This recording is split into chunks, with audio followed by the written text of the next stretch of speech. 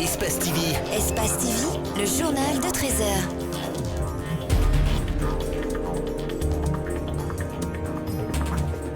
C'est une affiche qui s'annonce palpitante entre deux pays qui se connaissent bien. Après de belles prouesses réalisées lors de ces deux précédentes sorties, la Guinée va en découdre avec les Ivoiriens cet après-midi, au compte des quarts de finale de l'Afrobasket.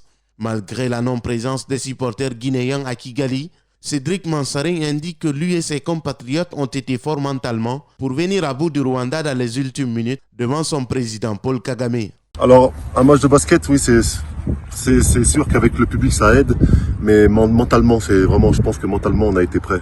Mentalement on a été prêt, on n'a rien lâché, même à moins 10 avant le début du quatrième quart-temps, on était derrière de 10 points. Mais voilà, public ou pas public, je pense qu'on est assez expérimenté pour jouer devant du public. Mais voilà, maintenant c'est mentalement qu'on a été plus fort qu'eux sur la longueur du match, et ça nous a coûté la victoire, même devant leur président qui était là. Mais voilà, c'est la loi du sport. Poursuivant, il revient sur le déclic de la Guinée dans cette compétition, après s'être fait battre d'entrée par la Tunisie. Alors ouais, c'est sûr qu'avec deux premières défaites, on était mal embarqués dans cette compétition. Mais voilà, maintenant on a eu des discours qui sont tenus, on a eu des motivations aussi qui sont tenues.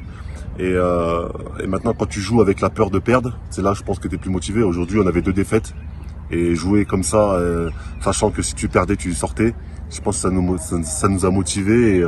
Ce quart de finale face aux éléphants de la Côte d'Ivoire ne sera certes pas facile.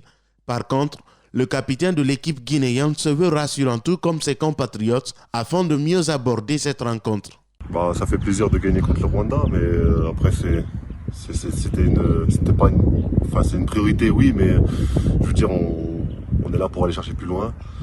Maintenant, c'est le Rwanda, ça pouvait être n'importe quelle équipe. Voilà, on l'a fait, c'est que du bonheur, que du bonus, mais il faut que ça nous serve pour le prochain match contre la Côte d'Ivoire.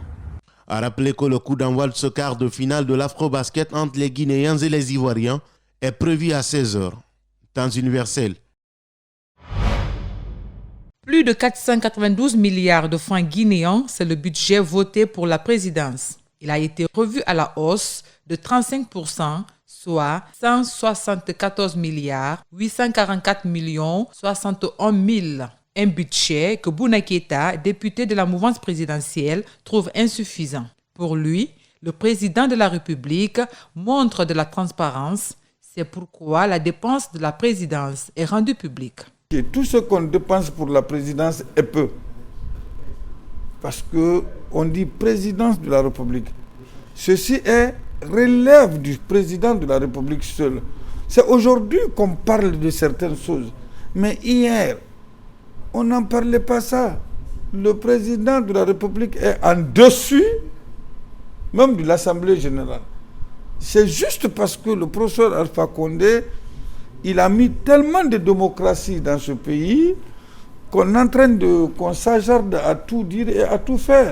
Le secrétaire général par intérim du PDG RDA trouve que même s'il devrait y avoir réajustement de dépenses, la présidence n'aurait pas dû être la priorité. Pour lui, les dépenses revues à la hausse au niveau de la présidence pouvaient être orientées vers la population pour leur permettre de tenir cette période de crise sanitaire. Il devait faire en sorte que des mesures soient prises pour pouvoir au moins compenser le panier de la ménagère afin que nous puissions tenir pour ce bout de temps qui est lié à la crise sanitaire. Et nous ne comprenons pas, nous dénonçons cela et c'est regrettable. Le PDG RDA votera contre ce projet de loi de finances rectificative.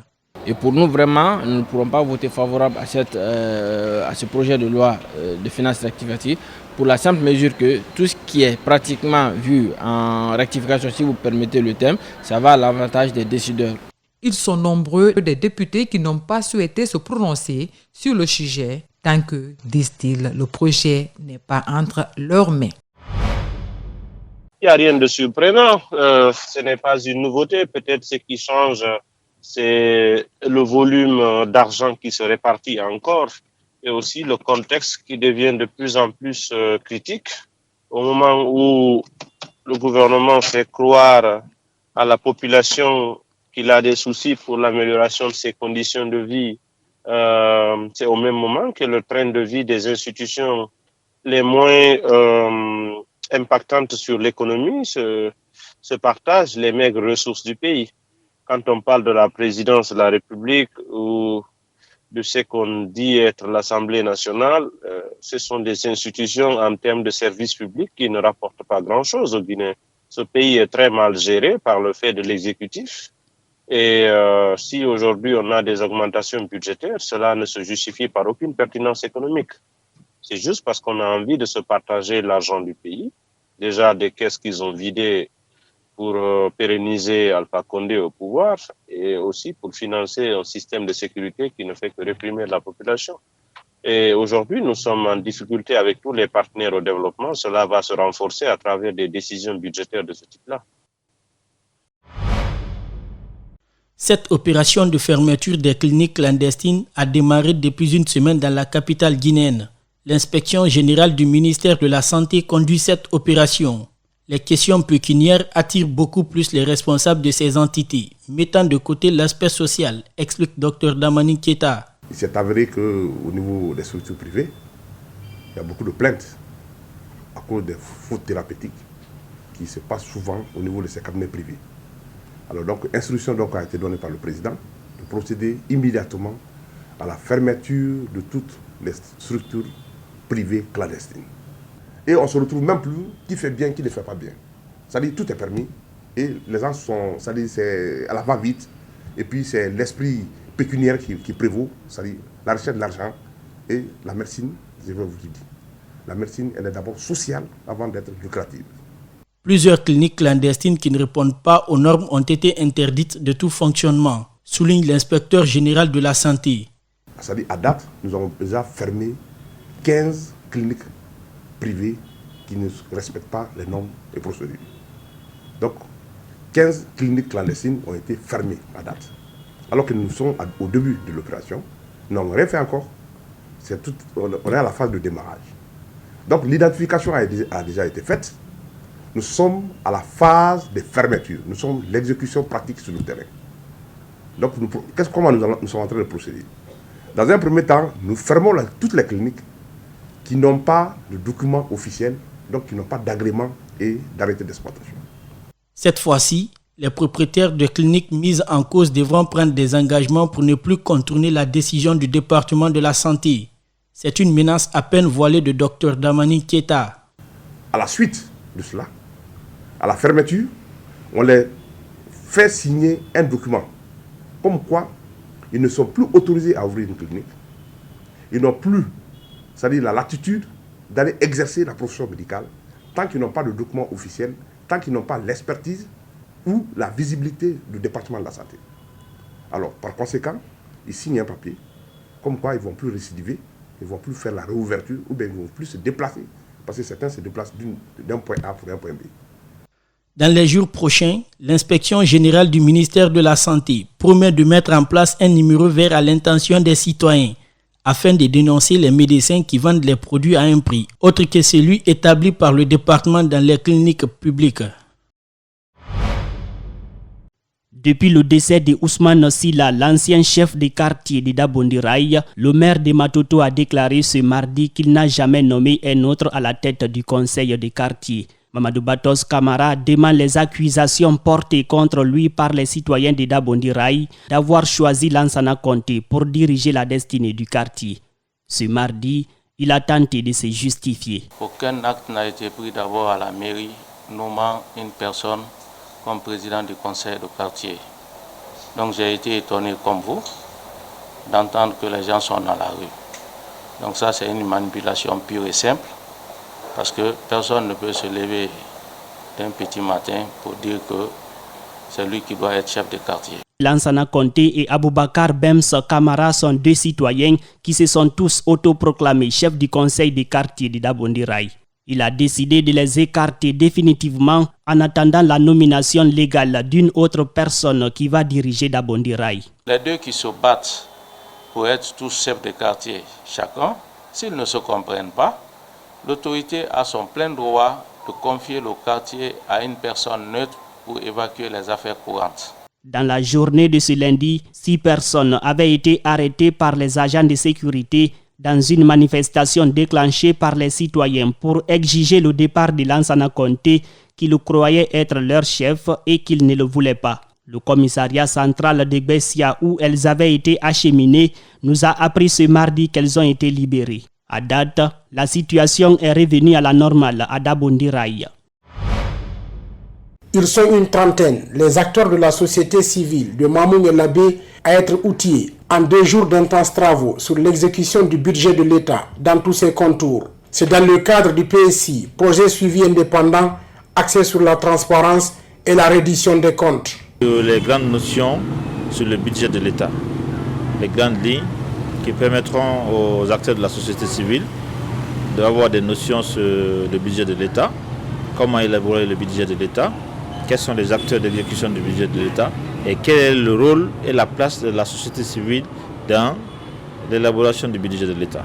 Si vous savez que pour cette année, il est prévu telle ou telle infrastructure avec tel ou tel cahier de charge, vous pouvez mieux contrôler et voir l'action. Est-ce que c'est fait dans les normes? Pourquoi ce n'est pas fait? Avec ces questions, on peut interpeller les autorités pour plus de visibilité par rapport à ce qui se fait dans votre zone. Désormais, le suivi et le contrôle des actions des collectivités dans la dépense budgétaire n'est plus un mystère pour la société civile. Les participants rentrent la conscience nette sur le rôle qu'ils doivent jouer pour exiger la transparence. Le budget de l'État, le suivi. En tant qu'actrice de la société civile, surtout de la plateforme CONASOC, aujourd'hui, une fois dans ma localité, je saurai comment suivre. Je vais d'abord restituer la formation que j'ai suivie avec mon équipe. Et une fois encore que l'État subventionne une activité au niveau de notre localité, on saura comment suivre ces activités. Le coordinateur régional et celui préfectoral de l'AB du Conseil national de la société civile qui ont accueilli l'atelier sortent errés de la remise à niveau en faveur de leurs membres vis-à-vis des questions budgétaires. Le budget dans sa globalité est beaucoup complexe, mais avec les notions qu'ils ont données ici, ils ont simplifié pour que ça soit accessible aux acteurs de la société civile qui jouent un rôle majeur dans la gestion de l'action publique. Donc avec cet atelier de formation, les acteurs de la société civile sont outillés maintenant sur le budget. Ils peuvent faire une analyse du budget. La transparence budgétaire et la reddition des comptes. Donc l'objectif de cet atelier vise un peu à amener un acteur de la société civile à maîtriser c'est quoi le contrôle citoyen. Voilà, et à appréhender la notion de budget, surtout le budget citoyen. Donc cela nous permettra d'avoir un regard sur le code de collectivité et sur la façon dont le budget il est utilisé. C'est sur une note de satisfaction et des encouragements à l'endroit des organisateurs que l'autorité régionale de l'ABI a clôturé l'atelier de formation des acteurs de la société civile sur le budget de l'État.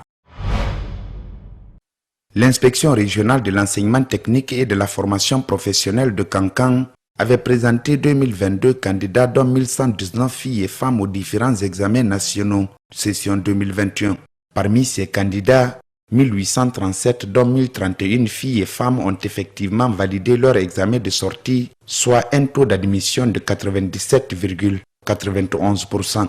Ali Kake met ce taux d'admission dans sa juridiction à l'actif non seulement des candidats, des encadreurs, mais aussi des partenaires socioprofessionnels. Quand on regarde ce pourcentage qui est au-dessus du pourcentage sur le plan national, ça montre réellement que et les candidats et les encadreurs, nous avons fourni assez d'efforts malgré la maladie.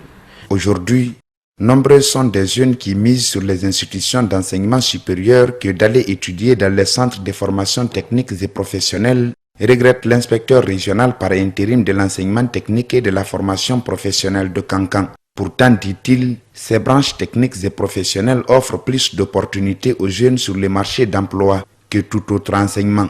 D'où cette invite. À l'enseignement technique, il y a 3 opportunités. L'apprenant, une fois après sa formation, il est qualifié, il est apte à réaliser quelque chose. Soit il peut s'installer à son propre compte, ouvrir son atelier, son garage, en tout cas, il peut réaliser ses activités à son propre compte pour gagner sa vie. Soit il peut être recruté par les sociétés de la place ou les ONG qui demandent la main-d'œuvre énormément parmi ces techniciens. Soit si l'État en a besoin, l'État les recrute. Ali Kaki revient par ailleurs sur les difficultés auxquelles son service reste confronté avant de lancer un appel pressant au gouvernement. Nous sommes confrontés à certaines difficultés. D'abord, nous sommes en manque d'infrastructures scolaires. Si vous prenez par exemple l'école de santé communautaire, nous n'avons pas d'infrastructure. L'école évolue depuis 1972 dans les installations de l'hôpital régional.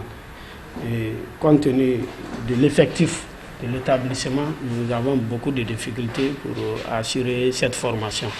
Et si nous prenons nos CFP, les infrastructures sont là, mais nous avons besoin d'équipement. Donc nous demandons un appui en équipement et en infrastructure, mais aussi le perfectionnement du personnel formateur.